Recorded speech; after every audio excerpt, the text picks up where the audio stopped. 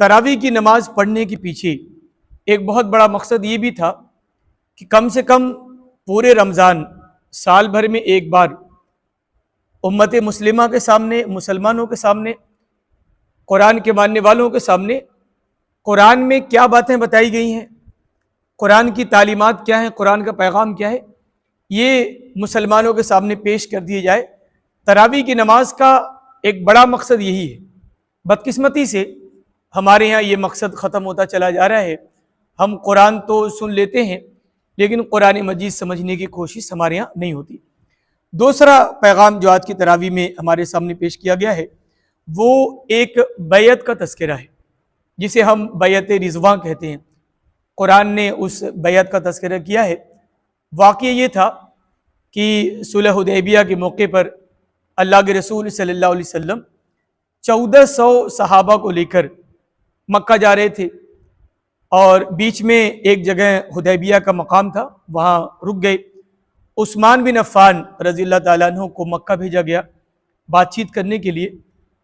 اچانک خبر آئی کہ مکہ کے کفار نے عثمان بن عفان رضی اللہ تعالیٰ عنہ کو شہید کر دیا۔ یہ افواہ تھی، ایسا حقیقت میں ہوا نہیں تھا، لیکن چونکہ افواہ اڑی اور جب یہ خبر رسول اللہ کے پاس، رسول اللہ کی 1400 جانثاروں کے پاس پہنچی تو سارے لوگ غصے میں آ گئے، اور رسول اللہ نے تمام 1400 ساتھیوں کے ساتھ ہاتھ پہ ہاتھ رکھ کر بیعت کی، جسے بیعت رضواں کہتے ہیں، بیعت جہاد و شہادت کہتے ہیں۔ بیعت اس بات پر ہوئی اب ہم یہ مسلمان عثمان بن عفان رضی اللہ تعالیٰ عنہ کی شہادت کا بدلہ لیں گے، چاہے یا تو ہم شہید ہو جائیں گے، اس راہ میں مارے جائیں گے، یا اپنے ایک ساتھی کی شہادت کا بدلہ لے لیں گے۔ یہ بیعت جو موت پر بیعت تھی، شہادت پر بیعت تھی، جہاد پر بیعت تھی، اللہ پاک کو اتنی پسند آئی کہ قرآن کی آیتوں کے ذریعے بشارت دے دی کہ جتنے لوگ اس بیعت میں شریک ہوئے ہیں ان تمام لوگوں کی اللہ پاک نے مغفرت فرما دی۔ چونکہ یہ بیعت، یہ معاہدہ جو اللہ کے رسول کے ہاتھ پر ہاتھ رکھ کے ہوا تھا، ایک درخت کے نیچے ہوا تھا، تو اس کو بیعت شجرہ بھی کہتے ہیں، یعنی تحت الشجرہ کے الفاظ ملتے ہیں۔ تو یہ جو بیعت رضواں ہے یہ ہمیں ایک چھوٹا سا پیغام بھی دیتی ہے۔ پیغام یہ ہے کہ دیکھیے، عام طور پر یہ جملہ سنا ہوگا کہ یہ چند سرفرے نوجوان ہیں، جذباتی نوجوان ہیں جو یہ کام کر رہے ہیں، یہ کام کر رہے ہیں، یہ کام کر رہے ہیں، یہ جذباتی لوگ ہیں۔ آپ دیکھیے رسول اللہ صلی اللہ علیہ وسلم نے وہاں ان کے اصحاب نے جذبات کا ہی مظاہرہ کیا۔ بھئی خبر آئی کہ عثمان بن عفان شہید کر دیے گئے اور تمام لوگوں نے مرنے مارنے پر بیعت کر لی۔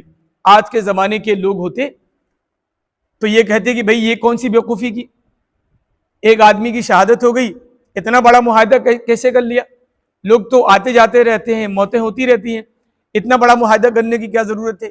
لیکن یہ بیعت رضواں رہتی دنیا تک مسلمانوں کے لیے پیغام ہے کہ ایک بھی مسلمان کی جان ہمارے لیے بہت بلند مقام رکھتی ہے، اور جو بھی مسلمانوں کی جان اور مال کا دشمن ہوگا ہم اس کے خلاف لڑیں گے۔ یہ بہت بڑا پیغام ہے جو آج کی تراویح میں ہمارے سامنے پیش کیا گیا۔ دوسری بات یہ بتائی گئی، ایمان لانے والوں کی پہچان بتائی گئی کہ جن کے اندر ایمان ہوتا ہے، جو اللہ کے بندے ہوتے ہیں، ان کی ایک پہچان ہے، ان کی ایک صفت ہے۔ وہ صفت کیا ہے کہ مسلمان آپس میں ایک دوسرے کے ساتھ دوست ہوتے ہیں، بڑے شفیق ہوتے ہیں، بڑے ملنسار ہوتے ہیں، آپس میں دشمنیاں نہیں ہوتی، اگر کوئی اختلاف بھی ہوتا ہے تو مل بیٹھ کے اسے حل کر لیتے ہیں۔ یہ مسلمانوں کی، ایمان لانے والوں کی پہچان آج کی تراویح میں بتائے گی۔ لیکن اگر باطل کا معاملہ آ جائے، کفر کا معاملہ آ جائے، اسلام دشمنوں کا معاملہ آ جائے، قرآن کو جلانے والوں کا معاملہ آ جائے، خدا کے گھر کو ڈھانے والوں کا معاملہ آ جائے، تو پھر یہ اہل ایمان شیشہ پلائی ہوئی دیوار کی طرح کھڑے ہو جاتے ہیں۔ یہ پہچان ہے ایمان لانے والوں کی کہ کفر کے مقابلے میں شیشہ پلائی ہوئی دیوار بنتے ہیں اور آپس میں رفیق، شفیق اور مہربان ہوتے ہیں۔ لیکن آپ دیکھیے قرآن کی تعلیمات سے دوری کا نتیجہ، مسلک کی جگل بندیوں کا نتیجہ، آج ہمارے حالات بالکل الٹ گئے۔ مسلمان آپس میں بڑے تیس مار خان ہیں، مسلکی اختلاف کی وجہ سے، خاندانی اختلاف کی وجہ سے، سماجی اختلاف کی وجہ سے، ملکی اختلاف کی وجہ سے ہماری تلواریں ایک دوسرے کے ساتھ بہت جلدی نکل آتی ہیں، لیکن کفر کے مقابلے میں، کفر کے ایوانوں کے مقابلے میں، وقت کے ظالموں کے مقابلے میں، اللہ کے گھر کو شہید کرنے والوں کے مقابلے میں ہماری زبانیں گنگ رہ جاتی ہیں۔ تو بالکل معاملہ الٹ گیا۔ اس سے پتہ چلا کہ واقعی میں ہم وہ ایمان والے نہیں ہیں جو ایمان اللہ پاک قرآن مجید میں جن کا تذکرہ کرتا ہے۔ تیسری اور آخری بات جو آج کی تراویح میں پیش کی گئی ہے، وہ مسلم سماج کے اندر انفرادی طور پر اور اجتماعی طور پر جو کمیاں پائی جاتی ہیں اس کا تذکرہ کیا گیا کہ مسلمانوں کے اندر یہ کمی نہیں ہونی چاہیے، یہ کمی اگر پائی جائے گی تو ہمارا ایمان خطرے میں ہے۔ اس سلسلے میں بتایا گیا کہ آپ اگر مسلمان ہیں تو دوسرے مسلمان کا مذاق نہیں اڑا سکتے، آپ اگر مسلمان ہیں تو دوسرے مسلمان پر عیب نہیں لگا سکتے، الزام نہیں لگا سکتے، آپ اگر مسلمان ہیں تو کسی کے بارے میں برا گمان نہیں کر سکتے، آپ اگر مسلمان ہیں تو کسی کی ٹوہ میں نہیں پڑنا، اور آپ اگر مسلمان ہیں تو کسی کی غیبت بیان نہیں کرنی۔ یہ بڑا اہم پیغام ہے کہ مومن مومن کا بھائی ہے۔ ایک حدیث میں اللہ کے رسول صلی اللہ علیہ وسلم نے فرمایا المسلم اخو المسلم، مسلمان مسلمان کا بھائی ہے، لا یظلمہ، اس پہ خود ظلم نہیں کرتا، ولا یحقرہ، اس کو ذلیل نہیں کرتا، بحسب امرئ من الشر ان یحقر اخاہ المسلم، ایک مسلمان کے برا ہونے کے لیے بات کافی ہے کہ وہ کسی دوسرے مسلمان کو برا سمجھے۔ بدقسمتی سے یہ عیب بھی امت کے اندر پایا جاتا ہے۔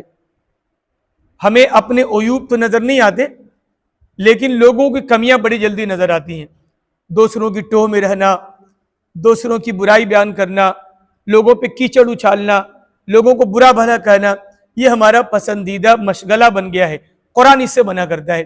بلکہ جو لوگ ایک دوسرے کی برائی بیان کرتے ہیں، پیٹھ پیچھے کسی کی ٹوہ میں رہتے ہیں، کسی پہ کیچڑ اچھالتے ہیں، قرآن نے کہا کہ یہ لوگ ایسے ہیں کہ جیسے اپنے مرے ہوئے بھائی کا گوشت کھا رہے ہیں۔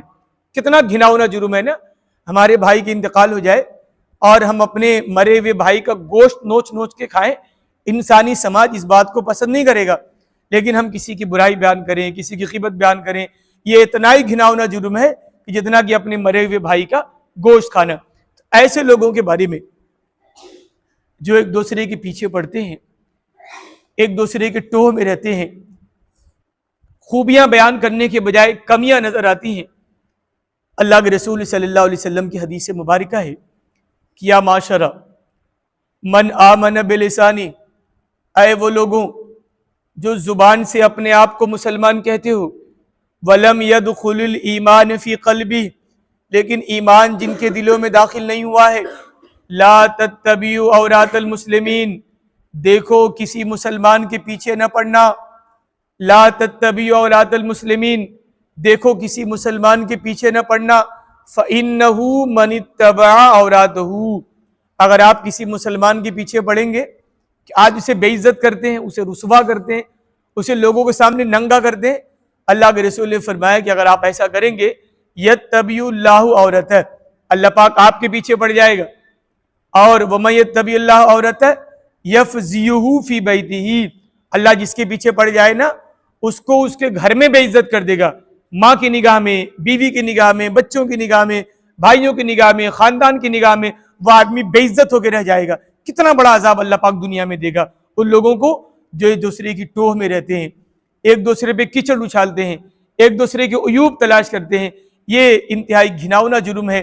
اللہ پاک سے دعا ہے کہ اللہ پاک مسلمانوں کو، مجھے بھی، آپ کو بھی، ہم تمام لوگوں کو اس گھناؤنے جرم سے بچائے۔ آمین یا رب العالمین۔ وآخر دعوانا ان الحمد للہ رب العالمین۔